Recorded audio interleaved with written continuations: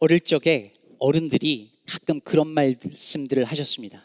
아유, 말세야 말세. 언제 이런 말을 했을까요? 말세야. 예. 아주 과거에는 여자들이 짧은 치마를 입고 다니면 아유 말세야 했죠. 제가 학창 시절에는 중고등학생들이 어른들이 지나가는데 이렇게 담배 탁 물고 있으면 저거 말세야 말세 이랬고요. 조금 지나니까 공공장소에서 청춘 남녀들이 그냥 애정 행각을 막 요즘에 한국 지하철 가면 막 아무도 신경 쓰지 않고 하는 모습을 보면서 또 어른들이 말세야 말세 이렇게 하잖아요. 여러분은 말세에 나타나는 징조가 뭐라고 생각하십니까? 오늘 본문은 사도 바울이, 우리가 계속 지금 디모데 전후서를 보고 있는데요, 사도 바울이 디모데에게 말세에 일어나는 현상들, 그때 사람들이 어떤 행동을 하는지에 대해서 말씀하는 장면이잖아요. 1절에 이렇게 말하고 있습니다. 너는 이것을 알라. 말세에 고통하는 때가 이르러 그때의 사람들이 어떻게 행동하는가 라는 것을 지금 보여주고 있습니다. 이 본문을 유진 피터슨의 메시지 성경은 이렇게 번역했습니다. 순진하게 속아 넘어가지 마십시오. 힘든 시기가 다가오고 있습니다. 마지막 때가 다가오면 사람들이 자기만 알고 돈을 사랑하고 으스대고 거만하며 하나님을 모독하고 부모를 무시하고 버릇 없이 굴고 상스럽게 행동하고 죽기 살기로 경쟁하고 고집을 부리고 남을 헐뜯고 난폭하고 잔혹하고 남을 비꼬고 배반하고 무자비하고 허풍을 떨고 정욕에 빠지고 하나님을 몹시 싫어할 것입니다. 여러분 어떠신가요? 이거 딱 오늘날 이 시대의 모습 아닌가요? 바울이 마치 현대 사회의 모습을 보고 말하는 것처럼 썼습니다. 사람들이 자기만 알고 주어진 것에 감사할 줄 모르고 더 가지려고, 그래서 끊임없이 경쟁하고 그러기 위해서 남을 짓밟고 찌르면서 살지 않습니까? 그러니 바로 오늘날이 말세구나, 우리는 종말의 시대를 살아가는구나 싶습니다.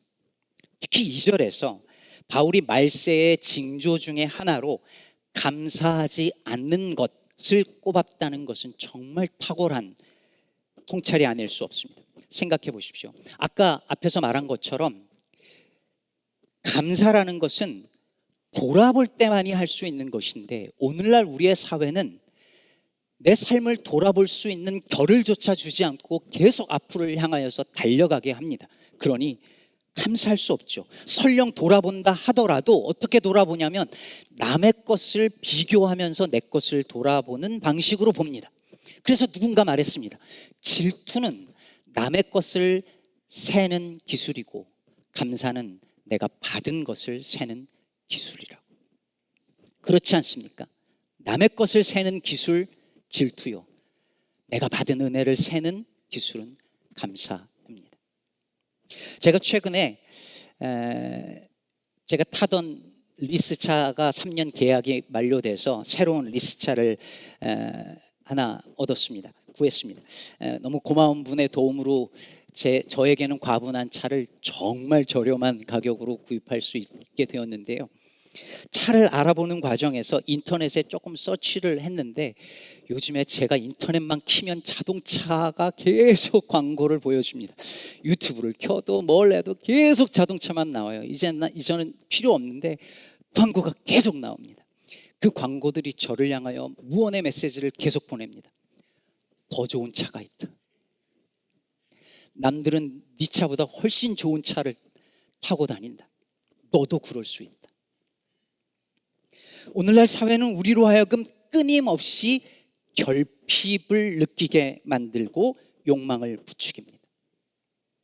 조금만 더 열심히 하면, 조금만 더 열심히 살면, 조금만 더 열심히 일하면, 조금만 더 열심히 공부하면, 조금만 더 이 경쟁에서 승리하면 너도 이룰 수 있고 가질 수 있다고 말합니다. 그래서 현대인들의 마음 저 깊은 곳에는 언제나 결핍이 있고 결핍에 대한 불만족이 있습니다.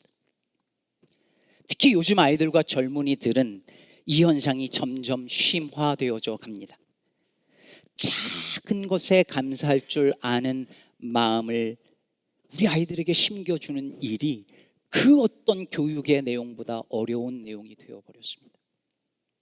한국 부모들이 그런다잖아요. 아이가 90점을 맞아오면 야 조금만 더 하면 100점인데 만족하지 말고 교만하지 말고 더 열심히 해서 100점 맞아야지. 여러분, 부모가 만족을 못하니 아이들이 어떻게 만족하고 자족하는 법을 배우겠습니까? 자신에게 주어진 것 하나하나를 보며 감사하고 길을 걷다 들에 핀 꽃을 보며 감사할 줄 아는 그 마음을 누가 우리 아이들에게 가르쳐 주겠습니까? 부모가 아니면, 어른이 아니면, 그것을 보여주는 어른이 아니면 누가 그것을 가르치겠습니까? 이것을 배우지 못하고 자란 아이들이 바로 돈을 사랑하고 부모를 거역하며 무정하고 절제하지 못하며 하나님보다 다른 것을 사랑하는 사람으로 살 수밖에 없게 되는 것입니다. 그런데 여기서 기가 막힌 사실이 하나 있는데, 그것은 뭐냐면 오늘 바울이 말세에 사람들이 행하는 그 행동의 예로 든 이 모든 것들이 하나님을 모르는 사람들만 하는 행동이 아니더라는 것입니다. 오늘 본문 5절에 보면 경건의 모양은 있으나 경건의 능력은 부인하니 이 같은 자들에게서 내가 돌아서라. 즉 주일이면 예배도 드리고 교회 봉사도 하고 헌금도 하고 겉으로 볼 때 경건의 모양은 다 갖춘 것 같지만 경건의 능력은 하나도 없는 자들이 있었다는 것이죠. 그들이 우리는 아닐까요? 여기서 능력이라는 단어는 여러분도 잘 아는 것처럼 두나미스라고 하는 단어인데, 이것이 이 단어에서 다이너마이트라는 말이 나왔다고 하지 않습니까? 근데 여러분, 오늘날 경건해 보이는 크리스찬들에게서 이런 힘과 능력과 폭발력이 있을까요? 전혀 없어 보입니다. 제가 고등학교 시절에 예수를 믿고 그때부터 대학생 때 정말 교회 안에서 많이 부르던 찬양의 내용, 그리고 고백의 내용이 뭐냐면 오라 우리가 세상을 변화시키자, 정말 많이 외치고 찬양을 불렀습니다. 세상을 변화시키자고. 그로부터 20년 30년이 지났는데 오늘날 교회는 세상을 변화시킬 만한 힘이 있을까요?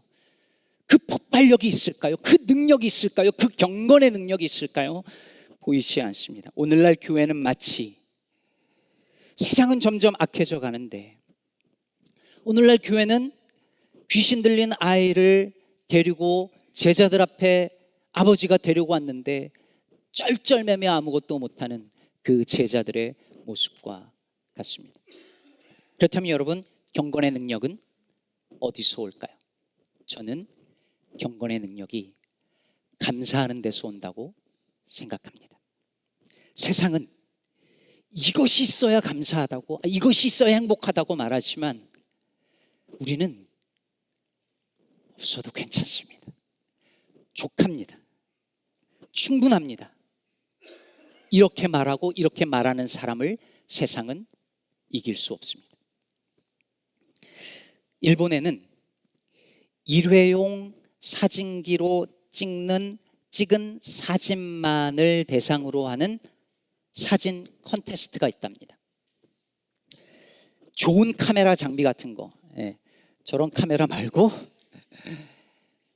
긴 렌즈 달려있는 이런 카메라 말고 어떤 에디팅도 하지 않고 포샵 처리하지 않고 포토샵 안 하고 오직 피사체와 합일할 수 있는 작가의 실력만을 보는 거죠. 여러분, 경건의 모양만 있는 사람은 어떤 사람일까요? 좋은 카메라 장비 다 가지고 폼 그럴싸하게 찍지만 제대로 사진 한 장 건지지 못하는 사람이죠. 그렇다면 경건의 능력이 있는 사람은 어떤 사람일까요? 일회용 카메라 하나 가지고도 근사한 사진 건져낼 수 있는 그 사람. 무화과 나무 잎이 마르고 포도 열매가 없고 밭에 소출이 없어도 사업이 망해가고 직장에서 잘리고 병이 들고 사람들에게 배신을 당해도 한 분 하나님 여호와 하나님으로 인하여 기뻐하고 즐거워하고 감사할 수 있는 그 사람이 경건의 능력을 가진 사람입니다. 그리스도의 경건의 능력은 바로 여기에 있습니다. 얼마 전 넷플릭스에서 방영되어서 큰 화제가 되었던 흑백 요리사 혹시 보셨나요? 거기에 제가 인상 깊게 보았던 장면이 있었습니다. 심사위원들이 눈을 감고 요리 평가를 하는 장면이었는데, 똑같은 요리 주제를 가지고 두 명의 요리사가 요리 대결을 하는 거예요. 근데 그 중에 한 명은, 제가 사진을 준비했는데, 여러분 보실 때 왼쪽에 계신 분은 나이가 좀 있으시고 한식 명인이랍니다. 그리고 오른쪽에는 젊은 요리사인데 아주 떠오르는 샛별 같은 그런 요리사예요. 그런데 나중에 요리를 가져왔는데, 여러분 잘 보이시는지 모르겠습니다. 보신 분들은 알죠? 왼쪽에 한식 명인은 국 한 그릇 딱 가지고 온 거예요. 그리고 오른쪽에 있는 요리사는 정말 진수성찬을 거기에 잘 예쁘게 다 담아온 거예요.